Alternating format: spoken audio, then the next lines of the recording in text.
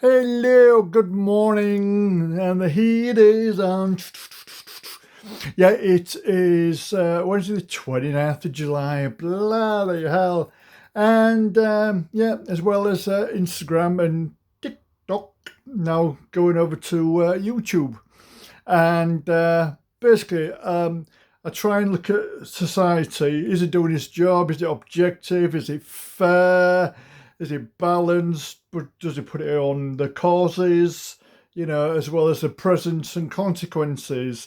Okay, so that's what I'm doing. So everyone feels part and they can partake, and we do live in a free society. Unfortunately, what I'm finding is when it comes to economic model, it's laissez-faire.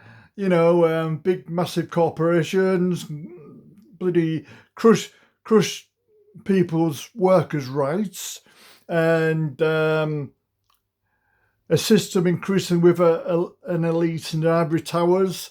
You've got presenters on Good Morning Britain because they come up with some doozies.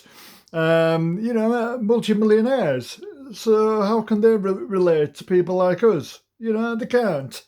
And it's always, stick it into the vulnerable, disabled, and I'm basically speaking out for those who feel voiceless, which leads to tension and alienation and trouble, violence on the streets. So, looking at the economy now, there doesn't seem to be,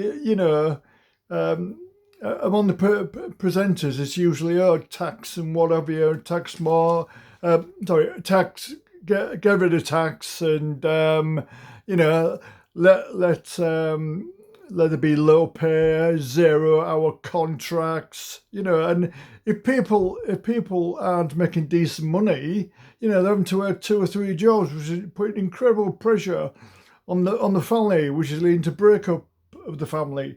And what caught my eye, damn fly again. No, what caught my eye was the economic model is based on one thing: greed.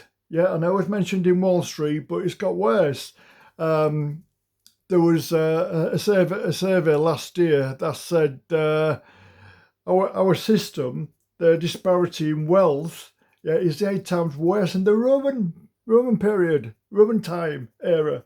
It's disgusting, and so you've got this is what I saw, because it's about housing, nightmare tenants and slum landlords, and they tend to focus on the few landlords who basically struggle with difficult tenants. Not the majority of tenants who are paying through their nose, sometimes 80% of their income, which is obviously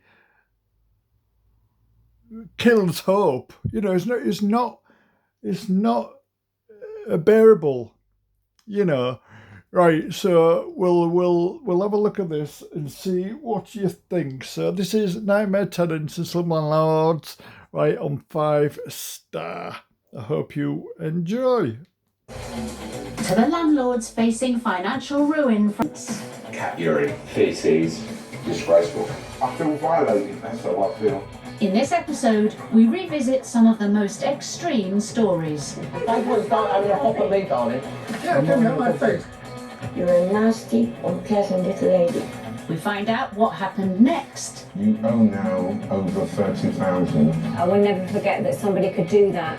And the lessons learned by both landlords I'm so angry I'll probably punch her or something. If I don't see him for the rest of my life, I'll be happy. and tenants I don't want anything to do with it. as they went through hell I just really want to tell him how much this has ruined my life. You making me cry? for their home. Somebody that lives like this is just scum.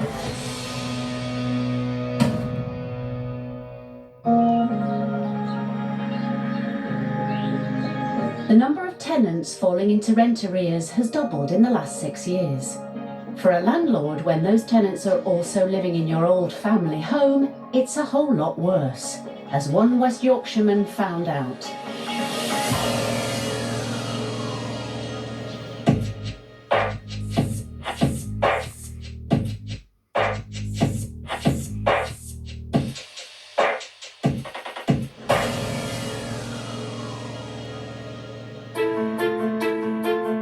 Back in October 2015, Craig Thornton, a factory worker, was visiting the house that he'd been renting out.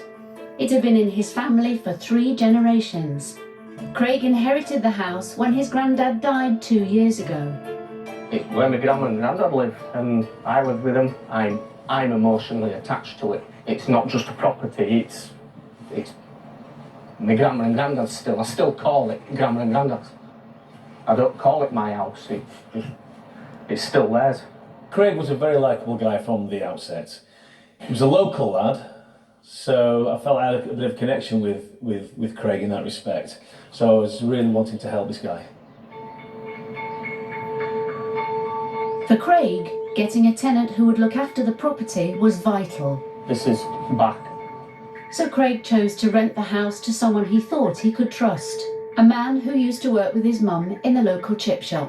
He told my mum that he needed somewhere to live, so my mum said, oh well, I'll have a word with our Craig. So I said, yeah, why not? The first sign of trouble came when the neighbours complained about the tenant's cats.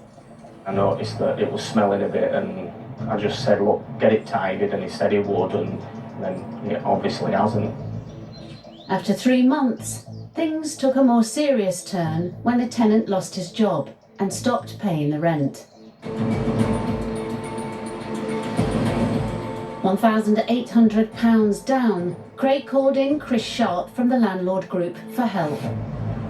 Craig was very emotionally attached to this property because he was talking about a property that used to be his nana and granddad's, and he was very close to his nana and granddad, and they're no longer with us. I was quite personally offended by the fact that these people who were in this property, they were disrespecting his nana and granddad's memory. Chris and Craig went to court, attempting to gain a possession order to start the eviction process. But Craig discovered the tenants were going to fight it by complaining about damp and the state of the property. We know it's nonsense because what he's complaining about, you actually fixed at the outset. Yeah. You were doing the pointing, weren't you? Yeah, and the scaffolding was still up when he moved in. Yeah. So that's proof that it's been done. Yeah. So it's just a joke. I will do what I can to get the order today. Hopefully. It was make or break for Craig. If the judge believed the tenant and adjourned the case, it may have taken another 6 months before he got his house back. Try not to worry, Craig. Fingers crossed, and let's see what we can do.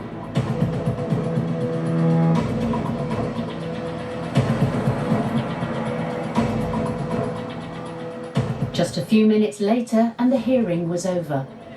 Got the order for possession. Brilliant. The relief is, well, I can't describe it. I really can't describe it. I'm going to phone Mrs. and then I think I'm off for a pint. How many now? 14-day possession order. Don't swear. Don't swear.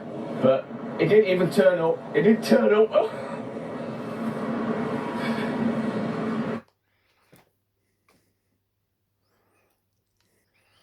Right, we'll discuss it in the next part 2, which will follow shortly, and also the structural fundamental background of to why the economy is not working. So we will see you soon.